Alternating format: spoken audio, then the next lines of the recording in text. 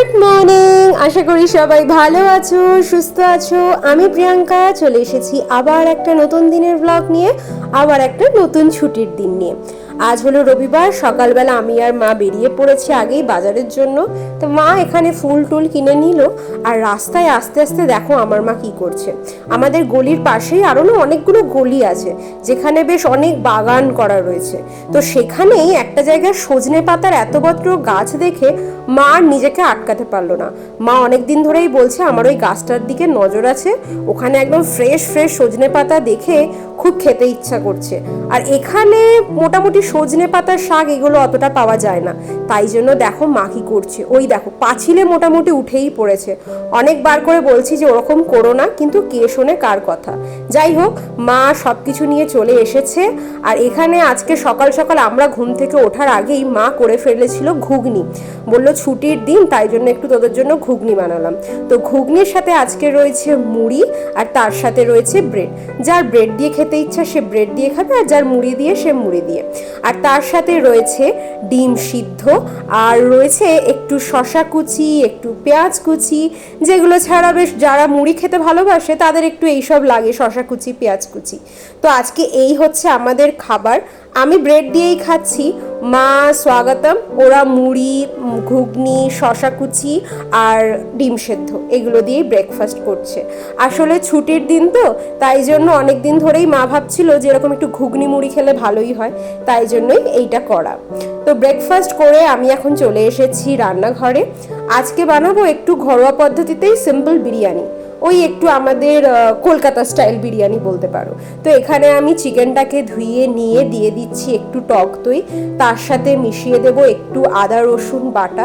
যেরকম আমি করি বিরিয়ানি খুব অনেকক্ষণ টাইম নিয়ে, এটা ঠিক ততটা টাইম নিয়ে নয়, একটু সহজ পদ্ধতিতে। আর এবারে দিয়ে দিলাম লঙ্কা গুঁড়ো, আর আমার যে গরম মশলাটা আমি গুঁড়ো করে রাখি সেইটা দিয়ে দিলাম। তার সাথে এবারে আমি অ্যাড করব বেরেস্তা। বেরেস্তাটা আগে থেকে ভেজে নিয়েছিলাম, তো এবারে বেরেস্তাটাও অ্যাড করে দিলাম, পরিমাণ মতো নুন। এবারে এইটাকে সব মিলিয়ে আমি ভালো করে মাখিয়ে নেব। তো এমনভাবে মাখাবো যাতে একটু মাংসগুলোতে ভালো করে মশলাগুলো ঢুকে যায়।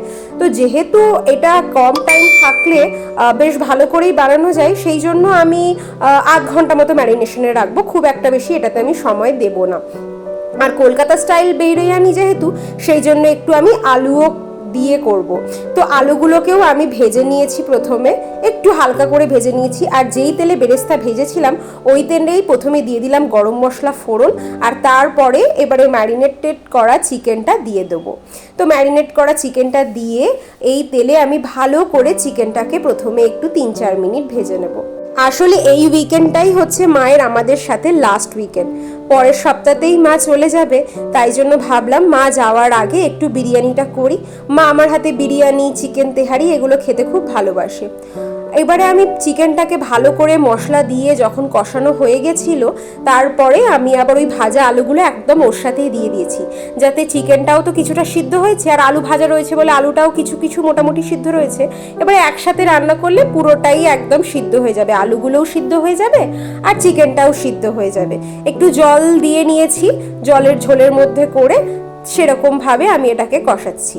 তো মোটামুটি এটা যতক্ষণে হচ্ছে ততক্ষণে আমি পাশে একটা কড়াইতে, বড় কড়াইতে একটু জল গরম করে তাতে নুন আর একটু এলাচ, একটু তেজপাতা আর একটু পুদিনা পাতা আর একটু ধনে পাতা এগুলো কুচি করে একটু জলটা গরম করে তাতে দিয়ে দিয়েছি বাসমতি রাইস। বিরিয়ানিটা হলেই চলে যাবো স্নান করতে।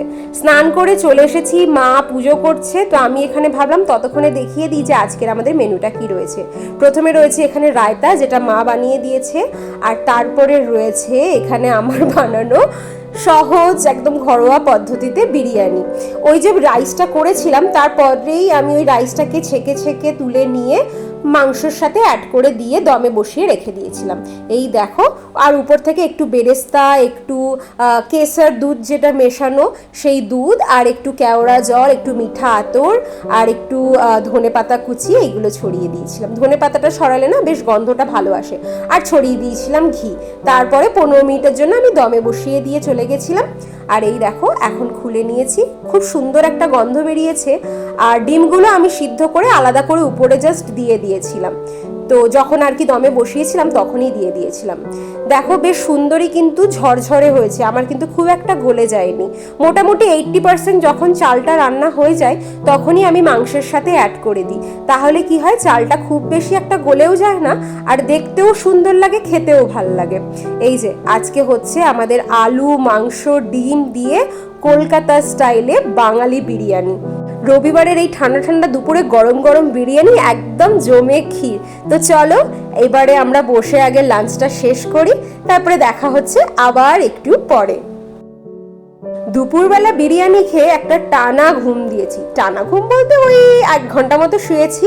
তারপরে এখন সন্ধ্যাবেলায় সবাই সাজুগুজু করে বেরিয়ে পড়েছি, সামনেই যাচ্ছি, 5 মিনিট দূরেই এখানে রয়েছে একটা মল, PNR ফেলিসিটি মল। এখানে আসলে রয়েছে আইনক্স, তো সেই জন্যই আমাদের আজকে আসা। মোটামুটি এই জায়গাটিতে শিফট হওয়ার পরে আমাদের এখানে আসাই হয়নি, কেননা টাইমই পাই না উইকেন্ডে, তো ওই জন্য এখানে আজকেই প্রথম আসা। আসলে একটা সিনেমা বেরিয়েছে, সবাই নিশ্চয়ই জানো, এখন ভুলভুলাইয়া 3 বেরিয়েছে। ভুলভুলাইয়া 1, ভুলভুলাইয়া 2 তো আমাদের সবারই দেখা, তো ভুলভুলাইয়া 3 যখন বেরিয়েছে ভাবলাম একটু গিয়ে দেখে আসি। আর মা অনেকদিন ধরেই বলছে ভুলভুলাইয়া 3 বেরিয়েছে, আমি দেখতে যাব। তো ভাবলাম মায়ের যখন যাওয়ার টাইমও হয়ে আসছে, আর এই উইকেন্ডে যখন আজকে বিকেলটা ফ্রি আছি, তো তাহলে একবার যাওয়াই যেতে পারে। আমরা আসলে নাইট শো খুঁজছিলাম, কিন্তু নাইট শোটা না পুরো আগে থেকেই ফুল বুক হয়ে রয়েছে, আর এখানে মোটামুটি 1 সপ্তাহ আগে থাকতেই বুকিং শুরু হয়ে যায়। তো সেই জন্য আমরা রাত্রের শোটা পাইনি, সন্ধ্যাবেলা 7টার শো দেখতে এসেছি। তো এখানে আমরা চলে এসেছি, আগে থেকেই তো আমাদের এখন অনলাইনে আমরা বুক করে নিই, এই বুক মাই শো এইসব হয়ে যেতে ভীষণ সুবিধা, অনলাইনেই সব বুক করা যায়। আমরা একটু টাইমের আগে থাকতেই পৌঁছে গেছি। তো এখানে একটু আমি ঘুরে ঘুরে দেখছিলাম, মোটামুটি অনেকটাই স্পেস রয়েছে এই ফ্লোরটাতে। এই ফ্লোরটা পুরোটাই হচ্ছে PVR এর, 4টে স্ক্রিন রয়েছে, 1, 2, 3, 4 করে 4টে স্ক্রিন রয়েছে, আর জায়গাটা বেশ হিউজ। আর শুধুমাত্র এখানে আরেকটা জিনিস যেটা নতুন দেখলাম সেটা হচ্ছে এখানে বসে কিন্তু খাওয়ারও বেশ একটা সুন্দর জায়গা রয়েছে, একটু রেস্টুরেন্ট টাইপের করে রেখেছে। এমনি তো স্টলগুলো আছেই, তাছাড়াও একটা রেস্টুরেন্ট টাইপ করা রয়েছে। আর এখানে মা, স্বাগতম ওরা দুজন বসে বসে ফোন দেখছে, আর দুজনে বসে বসে সেলফি তুলে যাচ্ছে। দেখো 10 মিনিটের মধ্যেই কত বেশি ভিড় হয়ে গেল। আমরা যখন এসেছিলাম মোটামুটি ফাঁকাই ছিল, 10 মিনিটের মধ্যে একদম ভিড়। তো এবারে অলরেডি ওনারা গেট খুলে দিয়েছেন, এবারে আমরা ঢুকতে পারবো। তো আমরা ঢুকতে যাওয়ার আগেই আমরা একটু পপকর্নটাও অর্ডার করতে দিয়েছিলাম, মোটামুটি ঢোকার আগে যদি পপকর্নটা নিয়ে নিই তাহলে সুবিধা হয়। আর ঢোকার আগে মা আর স্বাগতম এখানে দুজনে একটু জলও খেয়ে নিল।